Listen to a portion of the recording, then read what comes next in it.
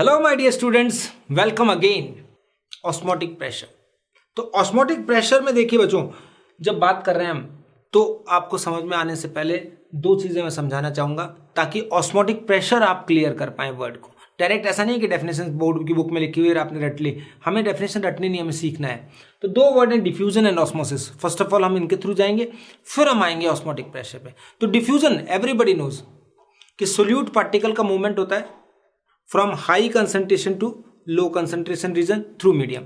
जैसे एक एग्जांपल लेता हूं सिंपल, कि आपने एक परफ्यूम की बोतल यहां पे ओपन की या आप परफ्यूम लगा के आए मान लो, तो after some time we can smell it there. Why?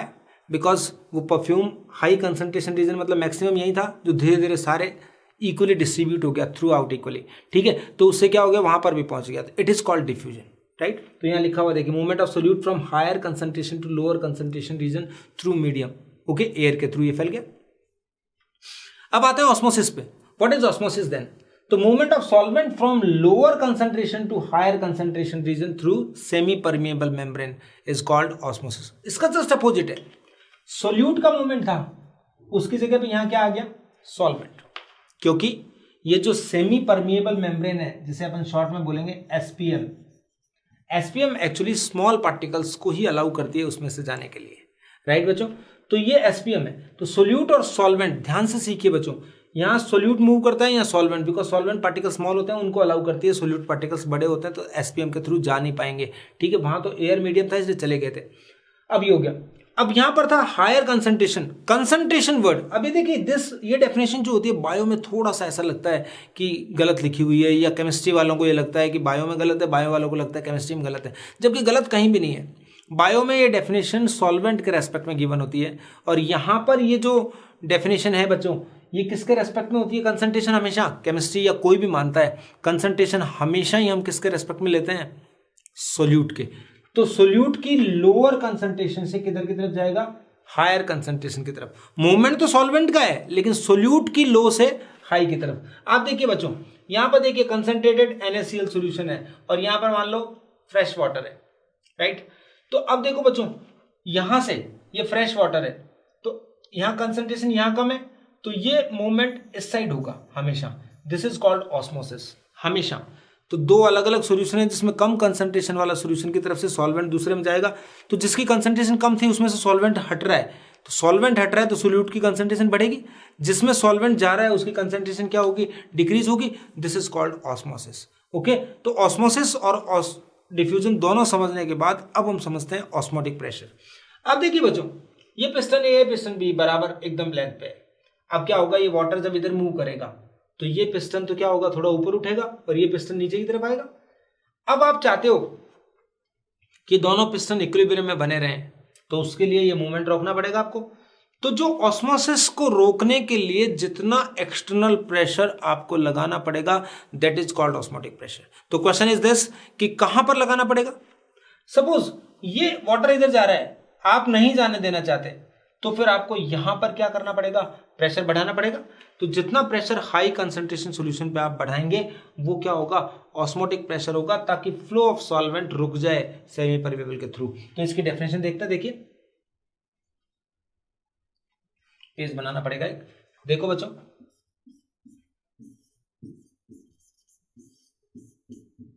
Osmotic pressure जिसे किससे डिनोट करेंगे? पाई से। तो हम क्या कहेंगे? The pressure applied on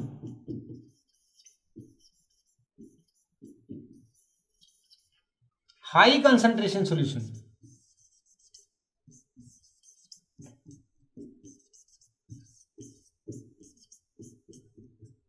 pressure applied on high concentration solution to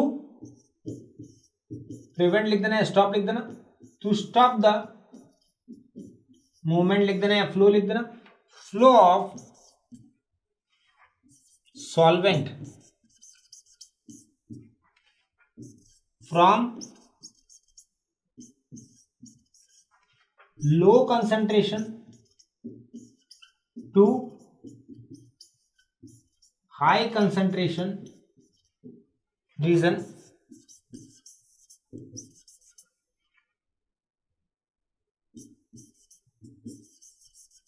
through SPF. एक लाइन में आप सीधा लिख सकते थे कि ऑस्मोसिस को रोकने के लिए जितना प्रेशर हमें अप्लाई करना पड़ेगा हाई कंसंट्रेशन रीजन पे, that is called osmotic pressure. लेकिन हमें स्कूल में 1 मार्क की डेफिनेशन आती है ये, तो हमें थोड़ा अट्रैक्टिव बनाना पड़ेगा, अच्छा सा लिखना पड़ेगा। तो हमने क्या कहा, the pressure applied on high concentration solution to stop the flow of solvent from low to high.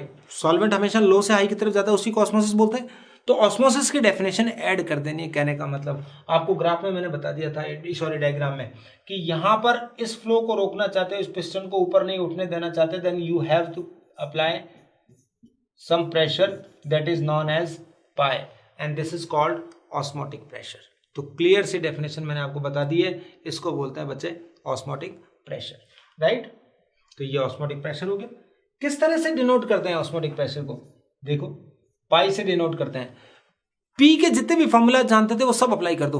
P मतलब प्रेशर के, तो पी क्या होता था, एक तो ये पढ़ते थे अपन HDG, फिजिक्स में आता है, केमिस्ट्री में यूजुअली नहीं आएगा, हाइट डेंसिटी ग्रेविटेशन वाला जी, ठीक है। तो आप देखिए और क्या हो सकता है, PV इज टू NRT होता था, उसको क्या लिख दो, pi V is to NRT। So what is pi, it is N upon V RT। N upon V moles upon volume, तो हम क्या कह सकते हैं, मोलैरिटी। और मोलैरिटी को यहां पर बुक ने दिखाया है CRT से, ये फॉर्मूला हो गया, where C is what, molarity, you can say molar concentration.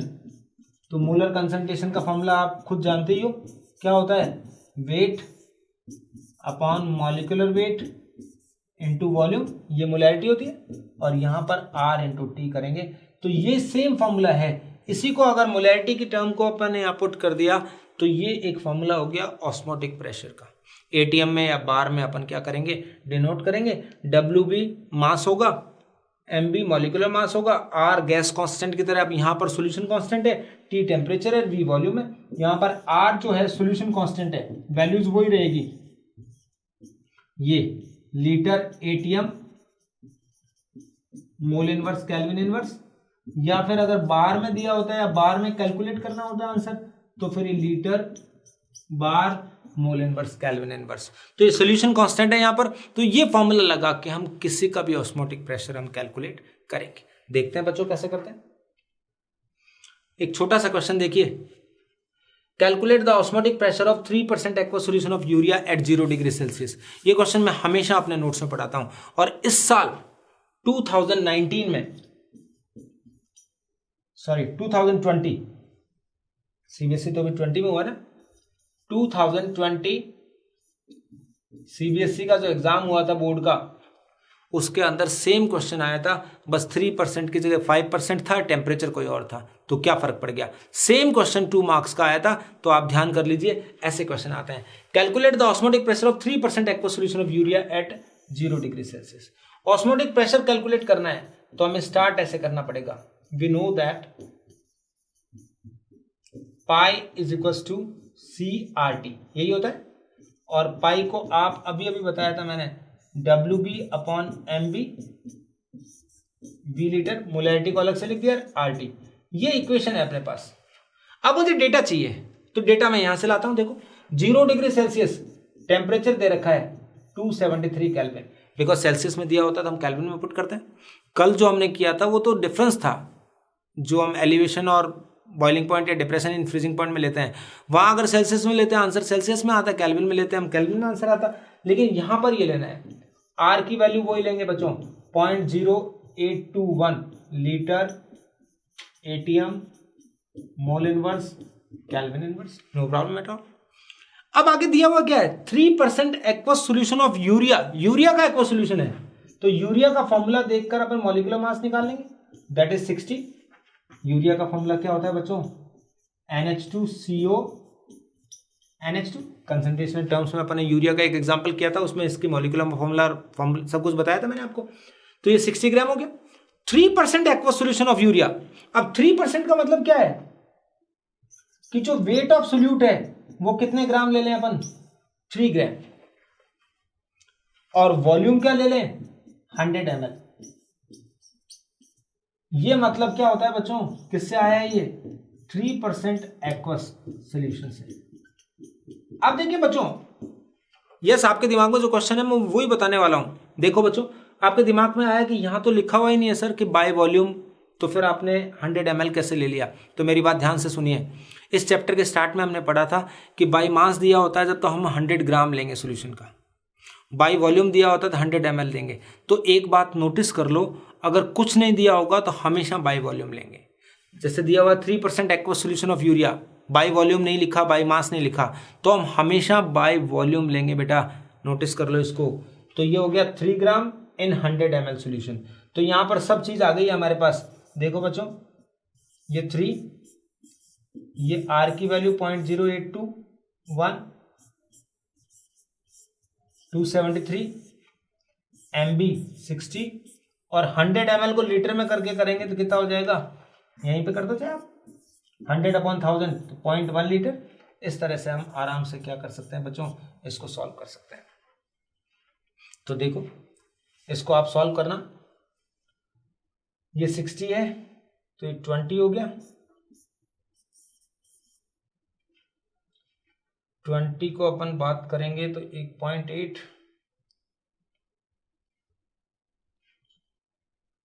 ये अप्रॉक्स आप चेक कर लेना, ये 11.2 ATM के आसपास आंसर है। खैर कैलकुलेशन पार्ट है वो आप चेक कर लिया करो हमेशा, क्योंकि इसमें टीचर भी गलती कर सकता है, कोई भी। तो आप ध्यान करा करो, सारा गड़बड़ नहीं हो जाना चाहिए, क्योंकि जब हमने पूरा क्वेश्चन सही कर लिया तो कैलकुलेशन के बेस पे रॉन्ग नहीं होना चाहिए कभी भी। तो ये हमारा काम हो गया। तो इस तरह से अपन किसी का भी ऑस्मोटिक प्रेशर कैलकुलेट कर सकते हैं। आगे देखिए बच्चों, अगला पॉइंट देखिए, reverse osmosis, isotonic solution, hypertonic, hypotonic, कुछ थ्योरी का पार्ट है, मैं वापस बताता हूं। रिवर्स ऑस्मोसिस, अगर आपको इसको पहचानना होगा तो अब ज्यादा बच्चे पहचान पा रहे हैं। देखिए मैंने अगर यहां लिख दिया इसका RO, तो अब RO से बहुत ज्यादा बच्चे पहचान गए हैं, नहीं तो थोड़ा मुश्किल था, क्योंकि हम डेली लाइफ में सुनते नहीं ना। रिवर्स ऑस्मोसिस का मतलब क्या होता है, देखिए वापस उस डायग्राम पे आते हैं। ये इस पे अपन ने इतना प्रेशर लगाया कि ये पिस्टन इसके इक्विलिब्रियम में रहे, मतलब ये फ्लो रुक जाए, that is called osmotic pressure. Suppose अब हम बात कर रहे हैं कि एफ पी एक्सटर्नल, ध्यान से सुनना, इज ग्रेटर देन पाई। ये जो प्रेशर है अगर पाई से ज्यादा लगा दें, ज्यादा लगा देंगे तो पिस्टन नीचे आएगा। भाई कोई लिक्विड या सॉलिड कंप्रेसिबल तो होता नहीं है कि प्रेशर लगाने से कंप्रेस हो जाएंगे। तो ये वॉल तो मजबूत है, ये बीच वाली जो वॉल है ये कौन सी है, एसपीएम है, इसमें थोड़े से पोर्स होते हैं, तो इसमें से सॉल्वेंट का मूवमेंट जो होगा बच्चों इस बार इधर स्टार्ट हो जाएगा। समझ में आ गया आपको, अपोजिट स्टार्ट हो जाएगा, और अपोजिट स्टार्ट हो जाएगा इसी को बोलते हैं रिवर्स ऑस्मोसिस, राइट। तो इससे सॉल्वेंट इधर जाएगा, हाई कंसंट्रेशन से लो की तरफ जाएगा, तो इसे बोलेंगे RO टेक्नोलॉजी या बोलेंगे रिवर्स ऑस्मोसिस। देख लो मैंने लिखा पूरा, if P external is greater than osmotic pressure then the flow of solvent starts from high concentration to low concentration through SPM, semi permeable membrane से ऐसे फ्लो स्टार्ट हो जाएगा, and it is called reverse osmosis. Reverse osmosis में आपको क्या बताना पड़ेगा, एक इसका यूज बताना पड़ेगा जो 1 मार्क का आता है बोर्ड में, बस वो क्या चीज है, यूज ऑफ RO। तो RO तो आप जानते हो ना, घरों में लगा रहता है पानी, पानी को प्योरीफाई करना होता है, उसमें से जो TDS वगैरह कम करना होता है, जो सॉल्टी वाटर होता है उस सॉल्ट्स कम करने होते हैं, उसके लिए होता है। तो एक लाइन में अगर अपन साइंस की लैंग्वेज में लिखें तो it is called desalination of water. Water के डीसैलाइनेशन में ये क्या होता है बच्चों, काम आएगा। यानी या you can say to make the sea water और सॉल्टी वाटर ड्रिंकेबल, तो उसको ड्रिंकेबल बनाने के लिए यूज किया जाता है। हाई TDS होता है तो उसको कम करने के लिए ये RO यूज किया जाता है, राइट। अब देखिए आइसोटोनिक सॉल्यूशंस, ये न्यूमेरिकल में काम आएगा, एक बार डेफिनेशन तो आ ही सकती है 1 मार्क की। अब 2 सॉल्यूशन है अपने पास, अगर उन दोनों के ऑस्मोटिक प्रेशर सेम है तो we can say these are isotonic, बस यही भी लिखा हुआ है। Solution of same osmotic pressure उनको क्या बोलते हैं, आइसोटोनिक सॉल्यूशन, राइट। तो if pi A equals to pi B then solution A and B are said to be isotonic। Osmotic pressure same होना मतलब आइसोटोनिक होता है, राइट बच्चों। सेकंड देखिए, if pi A greater than pi B, अब isotonic नहीं है वो, तो ज्यादा जिसका है वो तो होगा हाइपरटोनिक, जिसका कम ऑस्मोटिक प्रेशर है वो कौन सा होगा, हाइपोटोनिक। ये क्लियर सी बात है, इस तरह से हम आइसोटोनिक और हाइपरटोनिक हाइपोटोनिक सॉल्यूशन के बारे में समझ गए, राइट। तुरंत क्वेश्चन देते हैं इस तरह का, देखिए, A 10% aqueous solution of an organic compound is isotonic with 6% aqueous solution of urea. The molar mass of compound is. Option दे दिए, कंपटीशन लाइक बन गया। स्कूल में आता है, बहुत बार ऐसे क्वेश्चन स्कूल में आए हुए हैं। आप देखिए 3 या 4 साल पहले आया था ऐसा ही क्वेश्चन, 2 आइसोटोनिक दे रखे थे, एक का मॉलिक्यूलर मास गिवन होता है, नाम होता है, तो दूसरे का कैलकुलेट करना होता है। तो देखते हैं, तो यहाँ पर 10% एक्वस सोल्यूशन है और ये ऑर्गेनिक कंपाउंड है, हमें नहीं पता कौन है। ये 6% एक्वस सॉल्यूशन कौन सा कंपाउंड, यूरिया के साथ आइसोटोनिक है। तो आप देखिए बड़ा सिंपल है, स्टार्ट कैसे करेंगे, pi A equals to pi B, B वाला क्या मान लें, यूरिया, और ये क्या मान लें, ऑर्गेनिक कंपाउंड, राइट बच्चों। तो यहां देखिए परसेंट में दे रखा है, तो वही करना पड़ेगा, WB upon MB into V litre into RT। यहां पर क्या करेंगे, क्वांटिटी चेंज कर दो, WB डैश कर देना, ये MB डैश, वॉल्यूम वही लीटर में लेना है, वही R और T। यहां देखिए कोई टेम्परेचर नहीं गिवन है, इसका मतलब सेम टेम्परेचर ही होगा, तो टेम्परेचर कट हो गया, तो RT से कैंसिल हो गया। और यहां देखिए 10%, तो 10 ग्राम इन 100 ml, 6% मतलब 6 ग्राम इन 100 ml, तो वॉल्यूम भी सेम है, तो वॉल्यूम यहां पर क्या है, 100 ml, बोथ साइड, दोनों में सेम है ये भी। तो बच्चों इसकी वजह से वॉल्यूम भी मैंने हटा दिया, तो मेरे पास जो फॉर्मूला बन गया वो बन गया WB upon MB is equal to what, WB dash upon MB dash. हो गया काम। WB ऑर्गेनिक कंपाउंड का 10 दे रखा है, मॉलिक्यूलर मास हमें कैलकुलेट करना है, ये लिया ना, और उधर कौन है, WB यूरिया है, तो वहां 6, यूरिया का मॉलिक्यूलर मास होता है 60, दैट्स वाई मॉलिक्यूलर मास कितना हो जाएगा, 10 इंटू 10 100, और आप टिक कर देना 100। ऑप्शन दिए आते हैं तो वैसे कर दो, आजकल तो बोर्ड में भी 5 क्वेश्चंस ऐसे आने लग गए हैं, तो ध्यान कर लेना, ऐसे क्वेश्चन ऐसे पढ़ने हैं। तो ये मॉलिक्यूलर मास हम किसी का भी कैलकुलेट कर सकते हैं। टर्म याद रखना, आइसोटोनिक से कैसे स्टार्ट करते हैं, ओके। 2 वर्ड और सीख लीजिए, बायो के हैं लेकिन सीख लीजिए, ताकि कई बार बोर्ड में एक क्वेश्चन आया था, अभी 18 में बोर्ड में आया था शायद। देखिए एक्स ऑस्मोसिस और एक है एंड ऑस्मोसिस, क्लियर बता देता हूं, आप इनसे याद करिए, एक्सोथर्मिक और एक वर्ड है एंडोथर्मिक। डेफिनेट इतना तो सब बच्चों को आता है, 9th 10th में आता है। एंडोथर्मिक मतलब ऐसी रिएक्शन जिनमें हीट एब्जॉर्ब होती है, और एक्सोथर्मिक जिसमें हीट इवॉल्व होती है। ऐसे देखिए ऑस्मोसिस के लिए बात कर रहे हैं अपन, तो ये एक सेमी परमेबल मेम्ब्रेन है, और इसको अगर अपन ने किसी सॉल्यूशन में रख रखा है, मान लो वाटर में रख रखा है ऐसे, तो एक्स ऑस्मोसिस मतलब हीट इवॉल्व होना, तो यहां पर हीट नहीं है, यहां पर क्या है, वाटर सॉल्वेंट, यानी ऑस्मोसिस इस तरह से होगा कि वाटर जो होगा बाहर की तरफ आएगा ऐसे, तो बाहर की तरफ वाटर आएगा, इसे बोलते हैं एक्स ऑस्मोसिस। इससे क्या हो जाएगा बच्चों,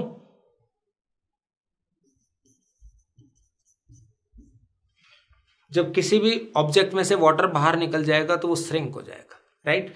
अगर यही बात करते हैं, वापस लीजिए, ये भरा हुआ है, इसमें देखिए and osmosis.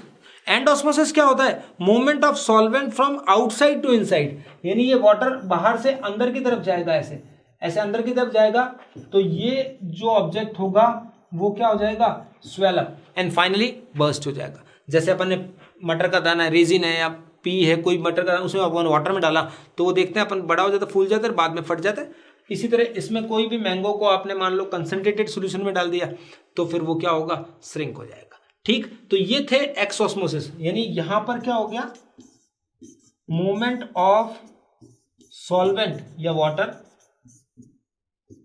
From inside to outside, और यहां पर क्या लिख देंगे, इसका ऑपोजिट, कि movement of water from outside to inside, through क्या होगा, वही थ्रू, तो वही एसपीएम होता है, एसपीएम के थ्रू, तो उसे बोलते हैं एक्स ऑस्मोसिस और एंड ऑस्मोसिस। क्लियर सी डेफिनेशन है, कोई डाउट नहीं है।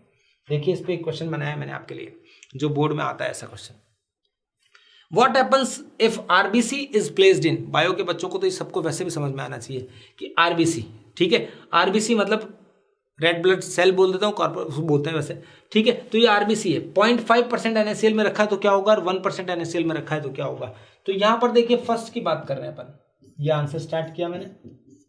फर्स्ट का मतलब होता है ये आरबीसी ऐसे दिखा दिया, ये है आरबीसी, और इसको आपने किस में रखा है, वाटर में रखा है, 0.5% NaCl सॉल्यूशन में रखा है।